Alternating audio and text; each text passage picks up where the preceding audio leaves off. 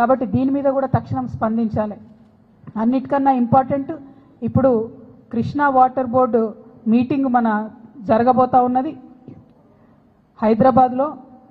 Krishna tribunal hearing జరుగుతూ ఉన్నది హైదరాబాద్లో, ఈ వారంలో జరుగుతున్నది. నా డిమాండ్ ఏంటంటే ఆల్మట్టి ఎత్తు పెంచుతున్నటువంటి ఈ క్లిష్ట సమయంలో ఉత్తమ్ కుమార్ రెడ్డి గారు కాదు, వారితో పాటు రాష్ట్ర ముఖ్యమంత్రి హోదాలో రేవంత్ రెడ్డి గారు కూడా అటెండ్ అవ్వాలి. మీరు అటెండ్ అయితేనే మనకు రావాల్సినటువంటి న్యాయం జరుగుతుంది, మనకు దక్కాల్సినటువంటి వాటా దక్కుతుంది, మీ సిన్సియారిటీ ఏందో కూడా ప్రజలకు అర్థమవుతుందని చెప్పి ఈ సందర్భంగా నేను డిమాండ్ చేస్తూ ఉన్నాను. మరి తెలంగాణ జాగృతి పదే పదే చెప్పిన విషయం మళ్ళొకసారి గుర్తు చేస్తున్నా.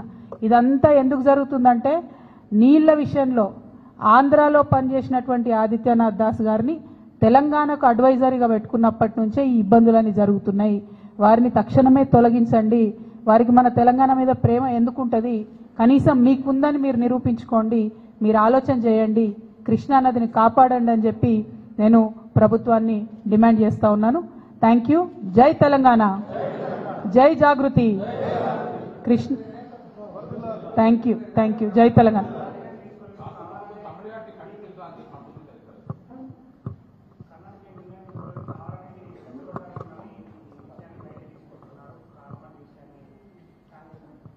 ఇప్పుడు తమ్మిడిహట్టి డిఫరెంట్ ఇష్యూ, అది గోదావరి నది వాళ్ళు కట్టాలనుకుంటున్నారు, దాని మీద కూడా పలు రకాల అభిప్రాయాలు ఉన్నాయి. బట్ ఇవాళ ఇంపార్టెంట్ ఇష్యూ కృష్ణ.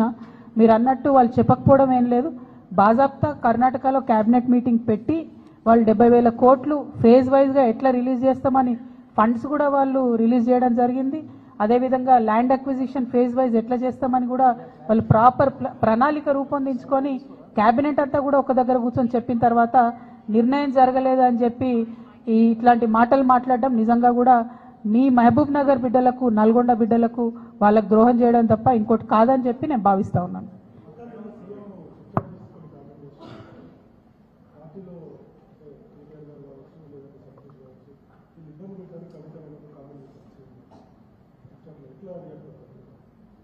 ఇప్పుడు సీఎం గారు ఏమన్నారన్నది నాకు తెలియదు, కానీ తెలంగాణ ప్రజలు అనుకుంటున్న విషయమే కదా, అది తెలంగాణ ప్రజలందరూ గమనిస్తున్న విషయమే.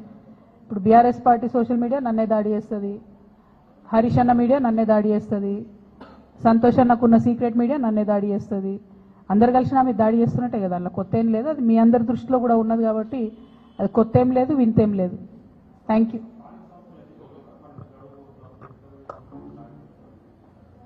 ఎక్కడ మాట్లాడిరండి, ఒక్కసారి కూడా కనీసం బీసీల మీటింగ్ రివ్యూ తీసుకోవడం లేదు సీఎం గారు. మేము పదే పదే కోరుతున్నాం, నిన్న కూడా మన తెలంగాణ జాగృతి నుండి కూడా మళ్ళీ చెప్పినాం మేము, మీరు కనుక తక్షణం నిర్ణయం తీసుకోకపోతే ఇక మంత్రుల ఇల్లు ముట్టడించుడు ఉంటుంది ఫస్ట్ ఫేజ్లో, ఇంకా కూడా నిర్ణయం తీసుకోకపోతే ముఖ్యమంత్రి గారి ఇల్లు కూడా ముట్టడించాల్సి వస్తుంది. ఎందుకంటే 30 తారీఖు నాడు ఎన్నికలని చెప్తే కూడా కనీసం బాధ్యత లేకుండా మాట్లాడకుండా చివరి నిమిషంలో కోర్టుకు పోదాంలే అనేటటువంటి ఒక వైఖరి నిర్లక్ష్యపూరితమైన వైఖరి రాష్ట్ర ప్రభుత్వం చేస్తూ ఉన్నది. ఇది బీసీలను వారు పట్టించుకోవట్లేదు అనడానికి సంకేతం. మా పోరాటం మాత్రం ఆగదు, ఖచ్చితంగా చాలా సీరియస్గానే ముట్టడి కూడా ప్లాన్ చేస్తాం.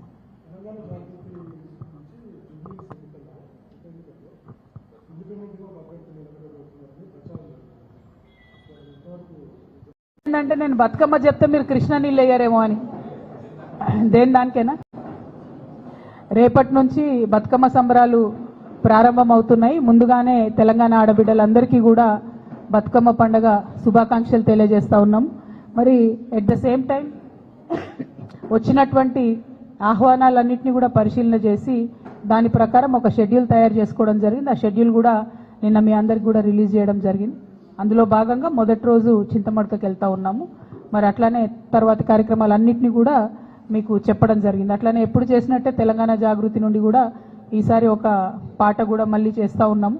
దాన్ని మాటల తిరుపతి గారు సోదరుడు తను రాసిండ్రు, మంగ్లీ పాడుతున్నది.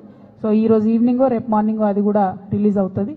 సో అట్లా ఎప్పుడు చేసినట్టు బతుకమ్మ సంబరాలు ఎక్కడ తగ్గకుండా చేయాలని అనుకున్నాం. పోయినసారి మీకు తెలుసు రాజకీయంగా క్లిష్ట పరిస్థితులలో పోయినసారి హాజరు కాలేనటువంటి పరిస్థితి ఉండే. ఈసారి అన్ని చోట్ల బతుకమ్మ చేసుకోగలగడం అన్నది చాలా సంతోషాన్ని ఇచ్చే విషయం.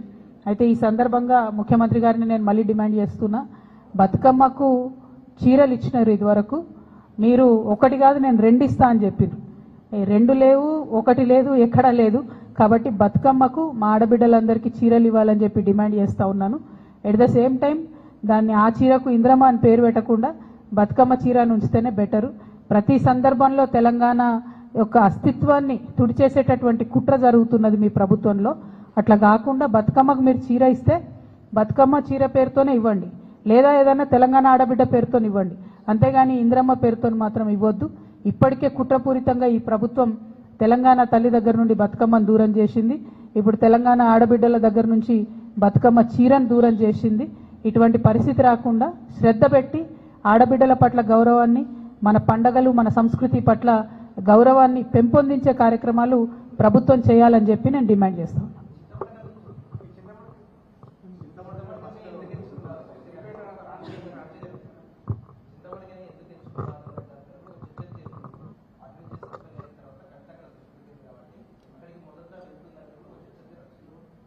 అంటే ఇప్పుడు ఆహ్వానాలు చాలా వచ్చినాయి బ్రదర్. సొంత ఊరు ఆహ్వానం అన్నది చాలా ఆత్మీయంగా ఉంటుంది, చాలా హృదయంగా ఉంటుంది, హృదయానికి దగ్గరగా ఉంటుంది. కాబట్టి ఆ ఆహ్వానాన్ని యాక్సెప్ట్ చేసినాం. పైగా వాళ్ళు పర్టికులర్గా ఎంగిల్పూల నాడే రమ్మన్నారు, అంటే మొదటి రోజే రమ్మని అడిగిండ్రు కాబట్టి అక్కడికి పోతున్నాం. ప్రత్యేకంగా రాజకీయపరమైనటువంటి ఇంపార్టెన్స్ మీరు ఎట్లా నేను వద్దన్న ఆపాదిస్తారు.